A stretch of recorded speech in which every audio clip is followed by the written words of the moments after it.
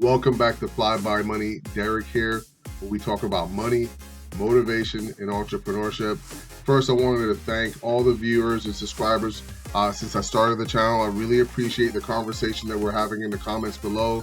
So please don't forget to like, comment, and subscribe to the channel for more content like this. Today's video is actually going to be about Zomedica. That's ZOMEDICA. This ticker symbol is ZOM. And I've been purchasing this stock over the last 6 months to a year, and I've purchased it from everything from about 40 to 50 cents a share, and it is starting to have some movement right now.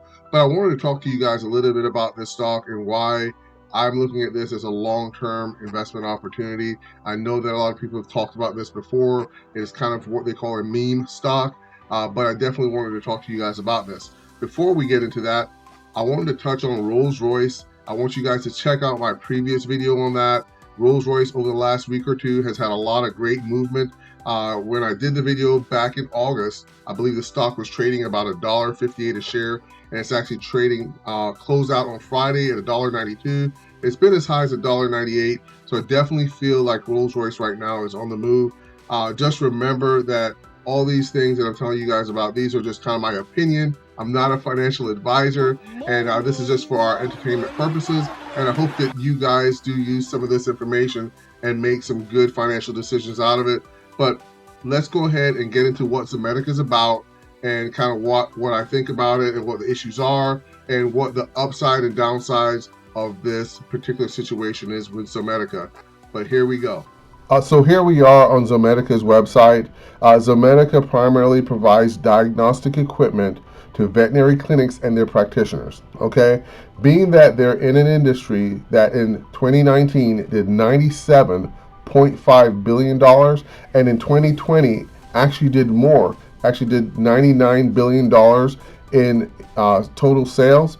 This is an industry that people know is going to continue to grow, and if you're familiar with pets in the United States, you know that people that have pets, they absolutely love them. I like turtles.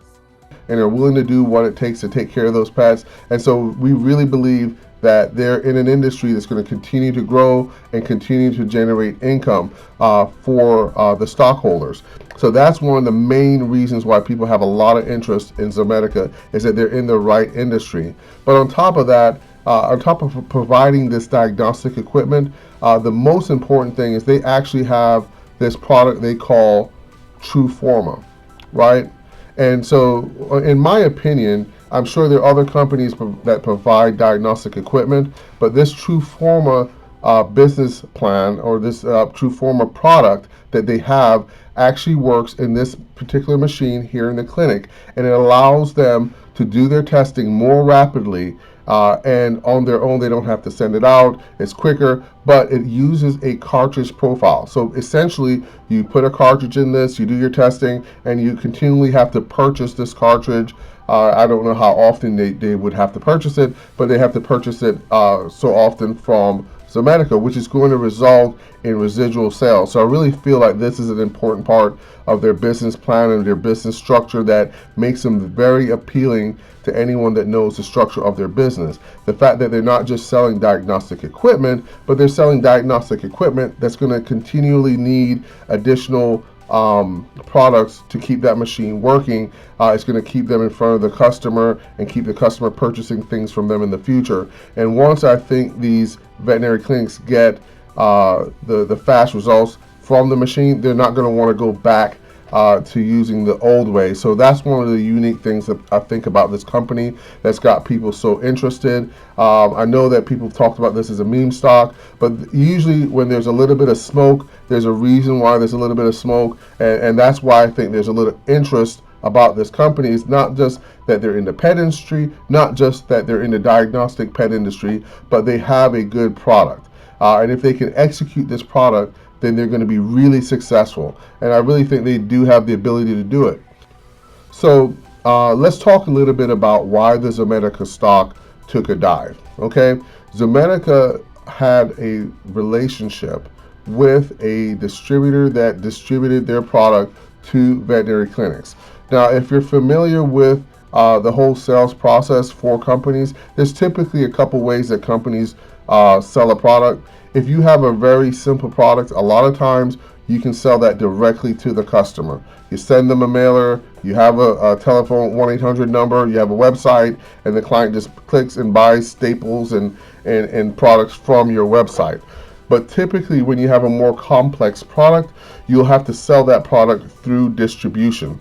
So typically what happens here is they're going to be a larger company that has relationships with these veterinary clinics and practitioners that they're selling them, dog food and syringes and scalpels and all different things. And Zomedica would typically go to this distributor and sell their product to the distributor. The distributor would in turn sell their product to the veterinary clinics. Well, what has happened here is Zomedica had a relationship with a distributor, and that distributor was purchased. And how do I know that?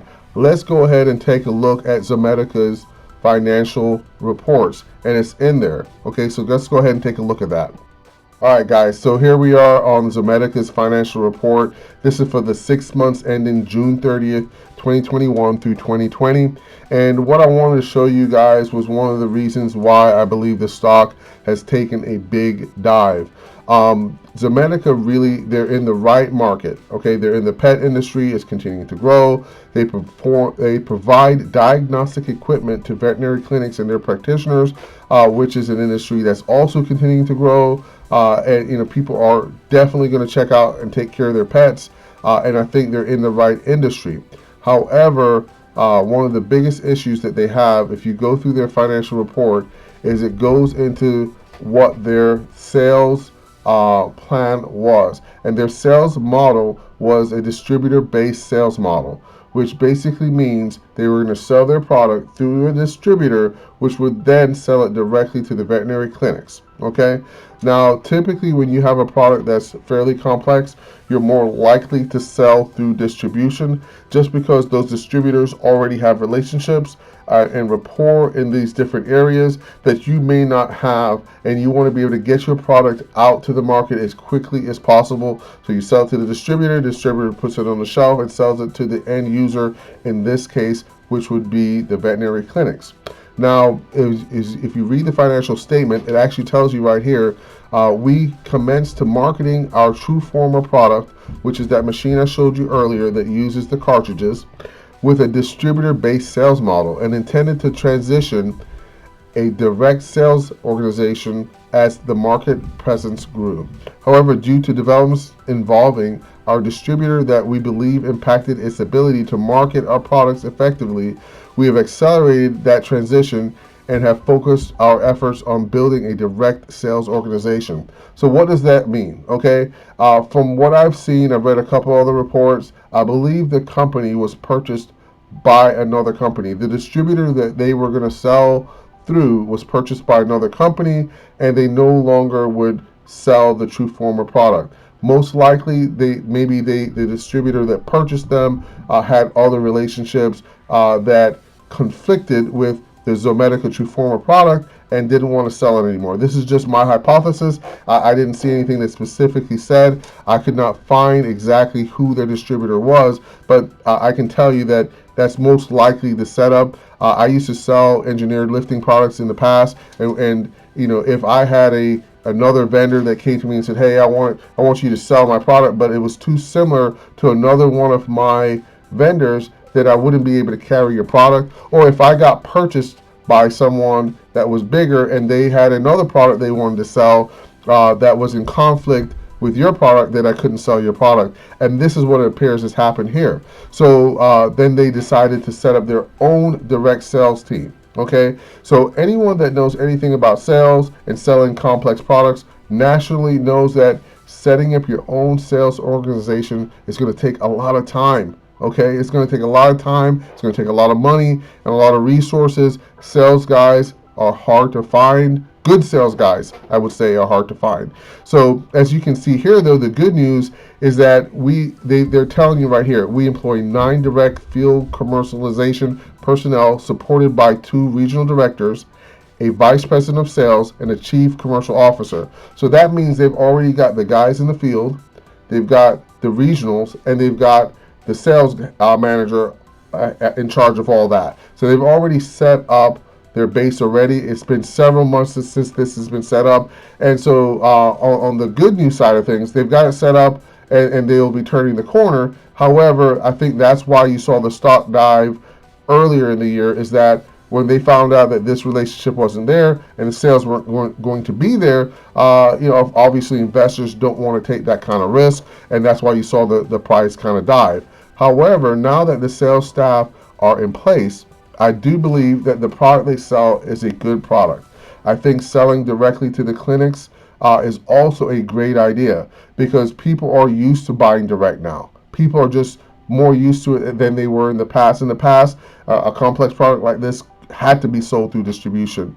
However, I think that with the notoriety of Zomedica and with the quality product that they provide, I do believe that they have the potential to be successful at this and cut out the middle person, which means more profits for the company, and it means a better price for the veterinary clinics as well.